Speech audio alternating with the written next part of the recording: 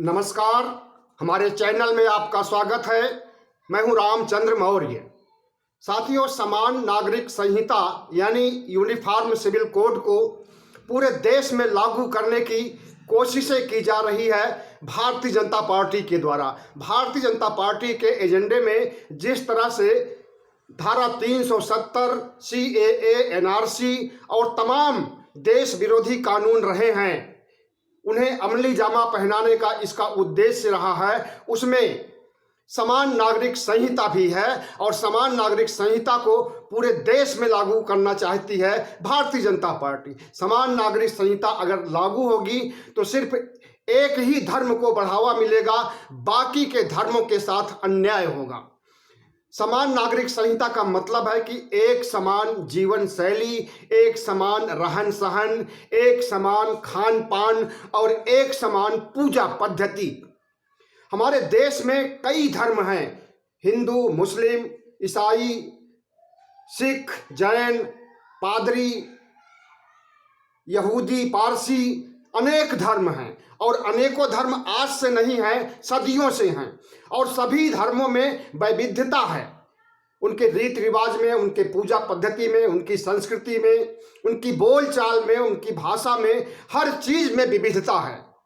कन्याकुमारी से लेकर के कश्मीर तक और गुजरात से लेकर के नागालैंड तक कितनी भाषाएं बोली जाती हैं, कितनी तरह के ड्रेस पोशाक पहने जाते हैं और कितनी विविधता है, पूजा पद्धतियों में कितनी विविधता है और हर धर्मों की अलग एक पहचान है, हर धर्मों की अलग एक संस्कृति है और उस संस्कृति को तहस नहस करने के लिए Bharatiya Janata party uniform civil code की बात कर रही है। भारतीय जनता पार्टी का मानना है कि अगर यूनिफॉर्म सिविल कोड यानी समान नागरिक संहिता लागू हो जाएगी तो हिंदू धर्म को मजबूरन मानना पड़ेगा अन्य धर्मावलंबियों को।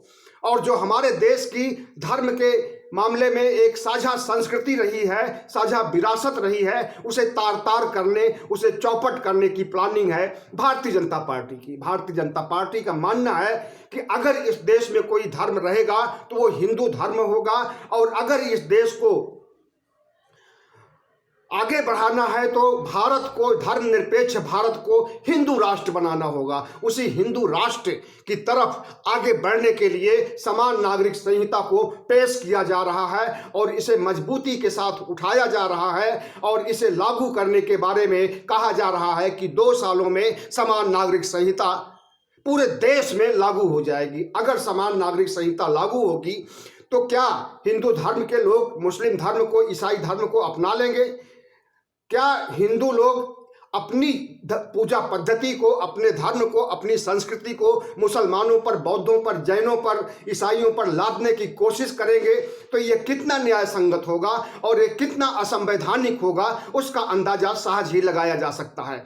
साथियों, भारतीय जनता पार्टी की विचारधारा बिल्कुल उलट है। इस देश के विकास से, इस देश के अस्तित्व से, इस देश के पहचान से, इस देश की अस्मिता के साथ खिलवाड़ करने के लिए भारतीय जनता पार्टी जिस तरह से भारत को हिंदू राष्ट्र बनाना चाहती है और जिस तरह से समान नागरिक संहिता को लाना चाहती है, इसे अच्छी तरह से समझना चाहिए और कि इनका उद्देश्य क्या है। इनका उद्देश्य है कि भारत में जो विविध धर्मी देश है, यहाँ की जो साझा संस्कृति है, यहाँ की जो पहचान है, विविधता में एकता, उस एकता को नष्ट किया जाए और सिर्फ यहाँ पर अगर कोई बचे तो वो हिंदू बचे और हिंदू संस्कृति को, हिंदू पहनावे को, हिंदू पूजा पद्धति को, हिंदू पोशाक को, हिंदू भाषा को सबके ऊपर लाद दिया जाए।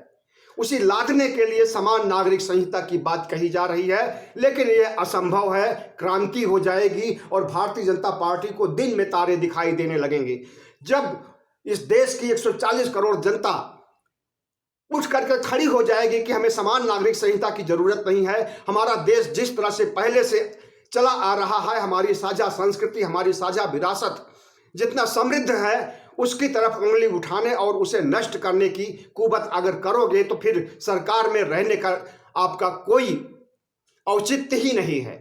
और दूसरी बार तो बना लिए, लेकिन तीसरी बार सरकार नहीं बना सकते हो। भारतीय जनता पार्टी की प्लानिंग है कि भारत को हिंदू राष्ट्र डायरेक्ट तो नहीं बनाया जा सकता है, लेकिन इनडायरेक्ट वे में उसे बनाया जा सकता है। उसी इनडायरेक्ट वे का रास्ता चुना है इन्होंने समान नागरिक संहिता को। समान नागरिक संहिता का मतलब होता है कि हिंदू धर्म के सभी सिद्धांतों को, हिंदू धर्म के सभी रीति रिवाज, कल्चर, पद्धति को मुसलमानों के ऊपर, बौद्धों के ऊपर, जैनों के ऊपर, ईसाइयों के ऊपर लादना। और यह आसान काम नहीं है, और आसान काम अगर है भी तो इसे भारतीय जनता पार्टी लागू नहीं कर सकती है। इसका खुल करके विरोध होगा, ठीक उसी तरह से जैसे CAA NRC का हुआ था और उसके बाद कृषि कानूनों का हुआ था और कृषि कानूनों को इन्हें वापस लेना पड़ा था। तो कृषि कानूनों से भी ज्यादा बड़ा आंदोलन होगा अगर समान नागरिक संहिता को लाया जाता है और इसे जबरन थोपा जाता है भारत के ऊपर। तो बहुत बहुत धन्यवाद। हमारे चैनल को सब्सक्राइब कीजिएगा, लाइक कीजिएगा और शेयर कीजिए।